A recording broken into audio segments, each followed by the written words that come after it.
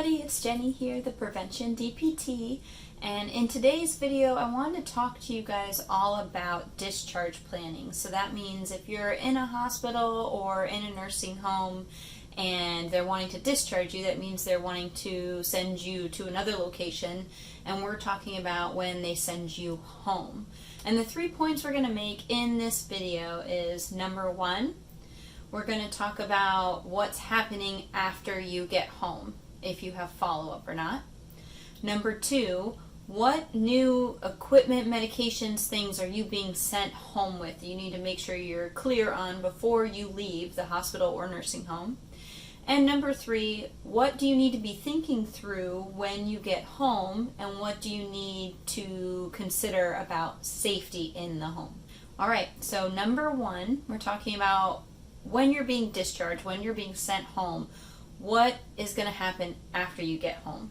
A lot of times, especially if you've been hospitalized or in a nursing home, they'll send you home with home health care.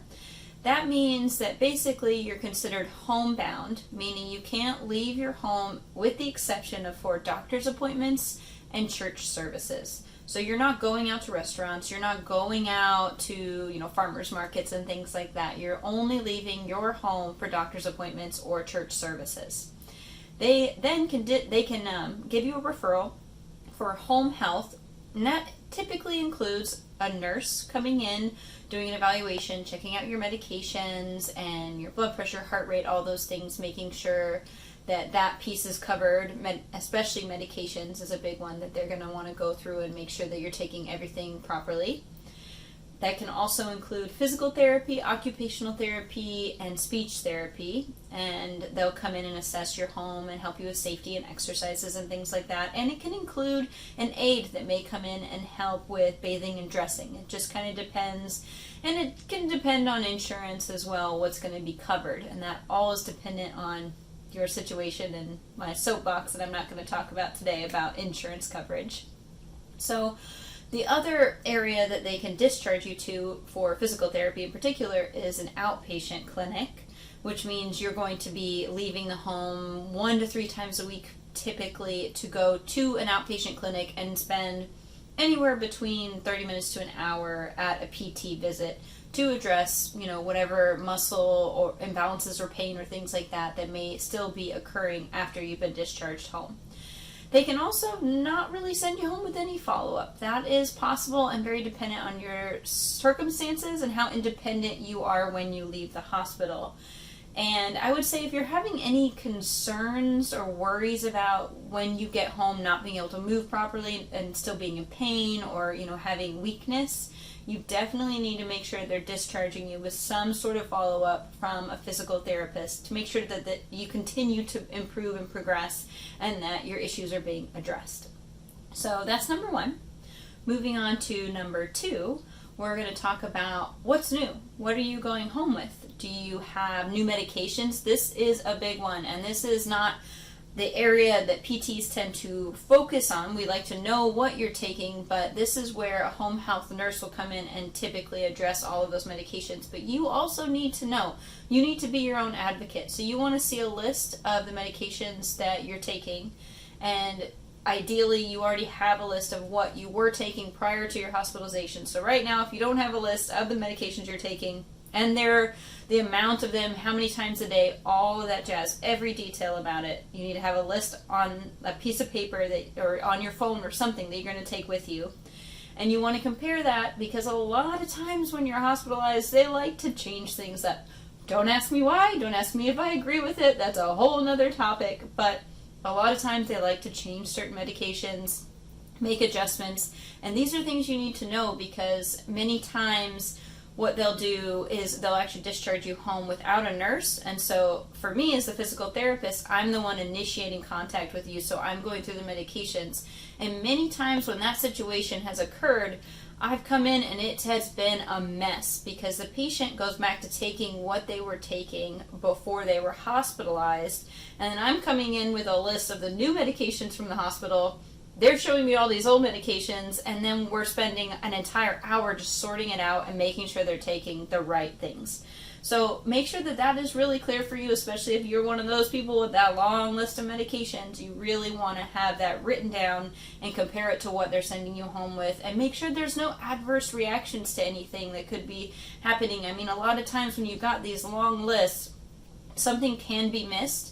You need to be your own advocate, asking your nurses, asking your doctors, making them stop and take the time to go through that and educate you on every aspect, every possible side effect, so that you're absolutely prepared when you go home and you're not just back in the hospital because you accidentally took the wrong thing or took an old medication that interfered. Okay, so that's a big one. And then the other thing is, especially if you've had an orthopedic surgery, like a hip replacement or a knee replacement, you will potentially be sent home with precautions, especially hip replacement. There's always precautions, things that you're not supposed to do, movements you should not do with your legs. This is really important to be clear on because you can potentially cause a hip dislocation with a hip replacement if you don't follow those precautions, which will send you right back into the hospital and back into surgery. You do not want to go through this again. So make sure you're clear on those and following those precautions. And with any other type of surgery, anything you're not supposed to be doing, things that you need to be aware of and conscious of. One issue after surgery that we like to be very, very careful about is potential blood clots and the signs and symptoms of blood clots. You want to make sure that they're going through all of that with you, so when you go home and you're on your own, you can catch that. The sooner you catch a potential blood clot, the more likely you are to have little to no, secondary reaction. To go in to the hospital, they, take care of it, and you're back home. The longer you wait, the more likely this could lead to a potentially deadly reaction, meaning you could have a stroke, or you could have a blood clot in your heart or your lungs. This is dangerous, and it can be fatal, and you need to be aware of that. So make sure you're, if you have any precautions, if you've had surgery, you are very aware of what you need to be looking out for and things you need to be conscientious of when you go home. And then the third thing that you need to be considering is, are you going home with new equipment? Are you going home with oxygen is a big one that a lot of people are sent home with. And if you are going to require oxygen when you go home and you have not ever been on oxygen before, you want to make sure your physical therapist, occupational therapists are going through safety techniques that you can use for that oxygen at home. And I would highly recommend making sure you have a home health PT and OT coming in to assess your situation, because oxygen tubing in the home is a very, very dangerous thing that can increase your risk of falls. It can be necessary, but we also can take steps to make it safer when you're home and make adjustments within your home to reduce your risk of falling or tripping over your O2 tubing. So make sure you're aware if that's coming home with you. And then also other equipment like a cane, a walker, crutches, things like that. Those are really important to be aware of how to use that in every area of your home. So if you think about, particularly when you're going home, how you're getting in your house, how are you getting in your bedroom, your bathroom, your kitchen, and your living area, okay? And how is that equipment going to get from the car, into the car, out of the car, into the house, and around your house? And make sure you're going through all that. Your PT and OT should be going through that with you, but just in case they haven't, this is a big piece you want to make sure is very clear before you go home. And that kind of leads us into number 3, safety in your home. The very first thing I like to talk about with a patient in a hospital or a nursing home, I've worked in both, is, what does your house look like? How do you get in the house? And what's the easiest way to get in the house? A lot of people potentially have more stairs to get in their front door than, say, in through a garage or another entrance into the home. So for you, if you're, in the hospital, in the nursing home, and you're having trouble like getting up and down stairs, getting around, moving a lot, walking a lot is a challenge for you, or a safety risk, you want to really think about how you're going to get in the house the easiest way possible. And with your assistive device, if you're coming home with a walker and you've never used a walker before, how are you going to get it up the stairs? How are you going to get it through your threshold of your house? Because if you have, say, a flight of stairs, a walker is difficult to manage up a flight of stairs by yourself. And then the other thing, if you have some steps, is there a handrail? Is there anything you can hold onto to support you to get up those steps and into the house safely? So that's the first thing you need to be thinking about and discussing with your PT and OT. The next thing I would like to discuss is the bedroom. So obviously you're going to want to sleep. Where are you going to be sleeping? If you're going to be sleeping in your bed, you want to consider, okay, first of all, the height of your bed, which is a mama bear, papa bear, baby bear type of situation. So if your bed is too small, as if it's too short, it's going to be easy to sit down and get into bed. But when you go to get out of bed, it's going to be a lot more difficult. That surface tends to be, your mattress is kind of cushy. There doesn't tend to be a lot of areas where you can grab on and pull yourself up, so you're having to try to push off this really soft surface.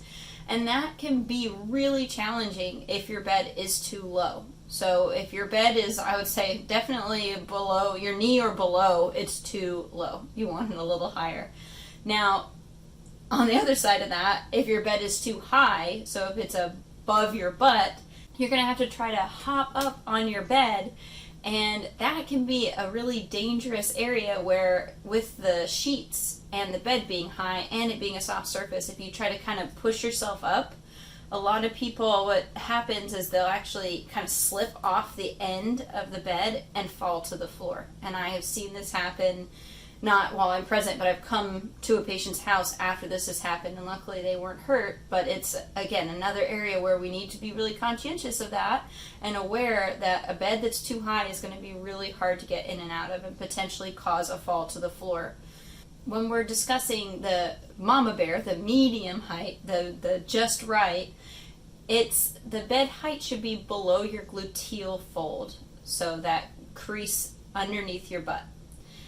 And if it's there and you can just gently sit down, still be not too far down, not too high, but just a nice, perfect height where it's below your buttock, you sit down and you can then swing your legs into the bed and get into the bed safely. That's where we want it to be, below the gluteal fold. Then the other thing to consider in your bedroom is having everything you need within an easy reaching distance. So you want water bottles, lotion, chapstick, light, your lamp. You definitely want a light in your bedroom next to your bed so that you can see when you're getting in and out of bed at night. And have those easily accessible, because if you're reaching, again, that slippery edge, if you're not as strong as you're used to, it increases your potential of falling out of bed. And then the final thing to consider in your bedroom, which we kind of talked about in my pillow positioning, bed positioning video, is what is the mattress type. A lot of times those memory foam, Tempur-Pedic, extra soft beds can actually be really difficult to get out of.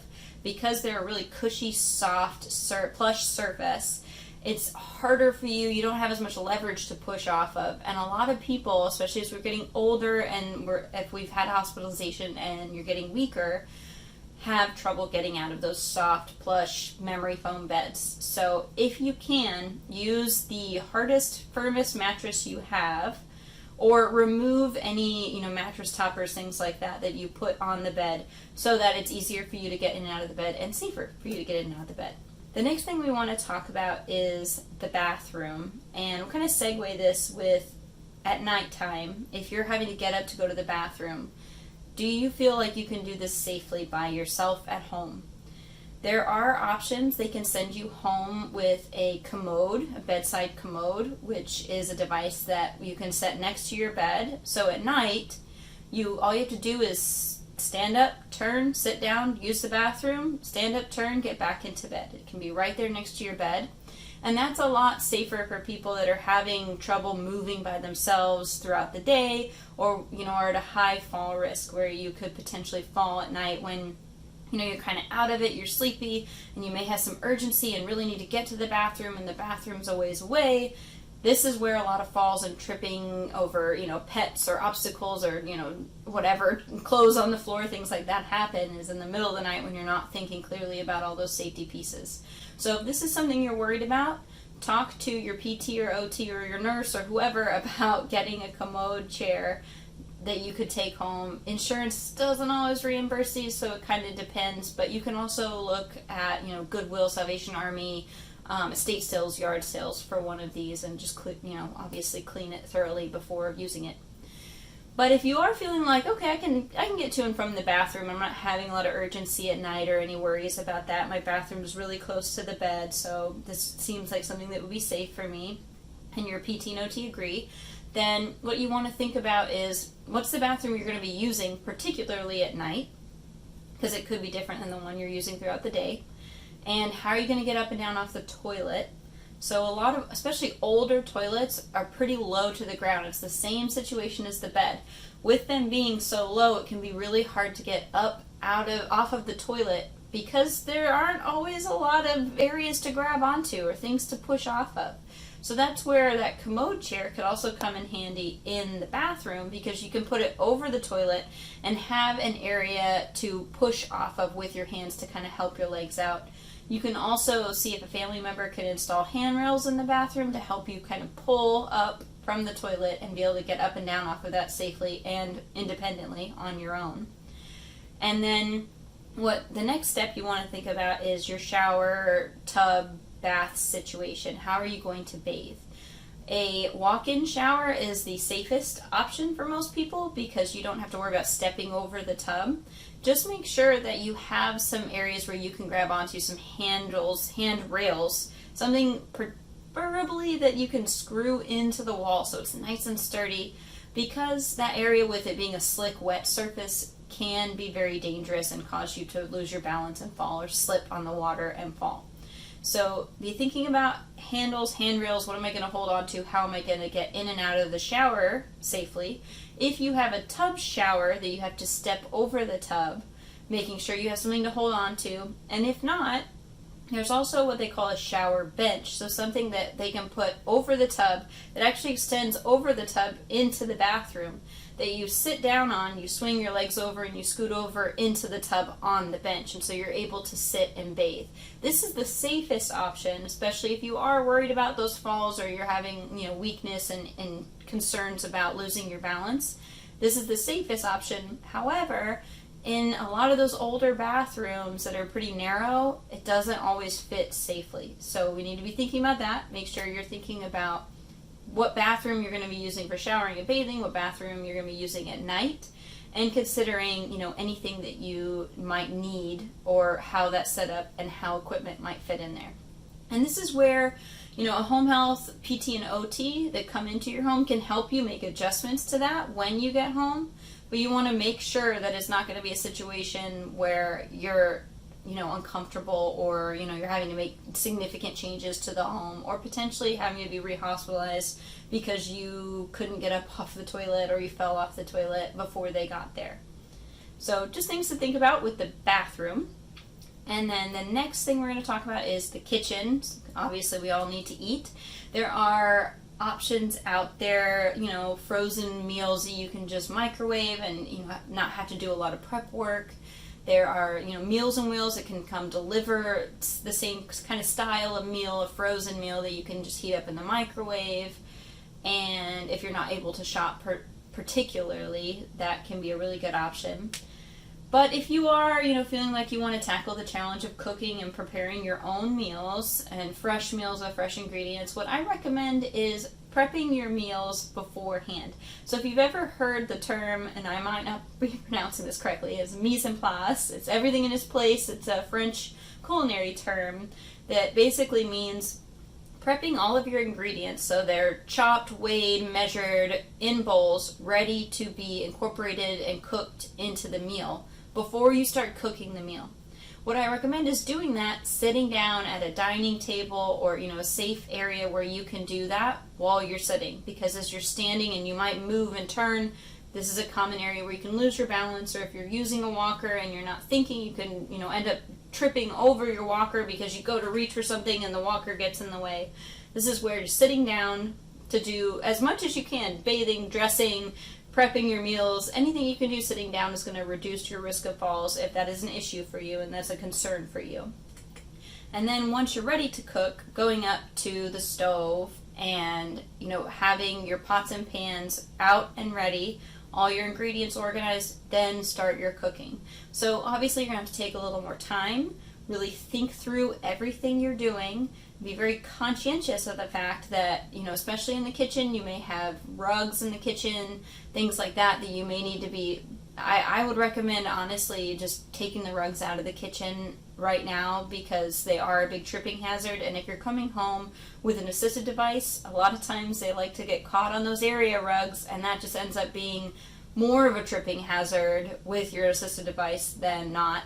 So pull up those rugs, get close to the stove or the oven or whatever you're cooking in, prep everything together, and then go take your plate, sit down, and eat. Think through what you're doing.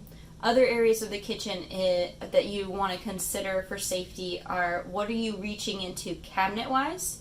So having a family member, if they can, put everything you use either on a counter or at the easiest reachable cabinet you have nearest your fridge or your stove, so that you're not having to reach really high or reach really low. Both of those directions can increase your risk of falling. So everything you use on a regular basis in an easily accessible location. Same thing with the fridge. Instead of putting, something that you might use, butter or whatever, in the top back shelf because that's where it fits, put everything in the closest, easiest shelf you can reach right in front of you, so that you're not having to do a lot of reaching and bending and potentially risk falling and hurting yourself. The same thing for the rugs. I just thought about that for the bathroom. If you're using a rug, most people use a rug next to the shower, right, to keep water from getting all over your floor. When you're done with your shower, pick up that rug and put it over your towel bar or over the tub or wherever, so that when you're using the bathroom throughout the day and you're not showering, your walker or cane or whatever is not getting caught on that rug. So that's another thing to think about the bathroom. We're going to move on to the final area to consider, which is the living room. If you're going to be using a living area to, watch TV and rest throughout the day, what are you going to be sitting in? A lot of people just think, I'm just going to pop in my recliner and it's going to be great. And then they go to get up, and it's a real struggle. The recliners, as comfy and cozy as they are, especially the ones that rock, are really hard to get out of because they tend to be low, they tend to be pretty deep, and they are sometimes in a really unsteady surface because they're rocking back and forth, and that can be really challenging. So do you have a more firm couch that's a little higher? Because a lot of times couches can be really low, and we're at the baby bear again, way too low and difficult to get up out of. Do you have a higher, firmer couch, or do you have a comfortable chair with armrests on it that you can push up from, that's a firm, higher chair that you can sit and comfortably relax and watch your TV shows, but not have trouble in case you need to go to the bathroom or go to the kitchen for some water? Same thing in the dining room. If you have a dining chair with armrests that you can push up off of, that's also what I'd recommend, just to make it a bit easier and a bit safer for you. So that's the gist of, if you're being discharged home, what you need to be thinking about. And if, of course, if you have any questions or comments or concerns or thoughts, comment below. I'll, do my best to answer any concerns or questions you have. And of course, if you have any video ideas that you'd like to see me do in the future, please comment below. I'd love to do those for you. And like and subscribe. And thank you so much for joining me. We'll see you next time.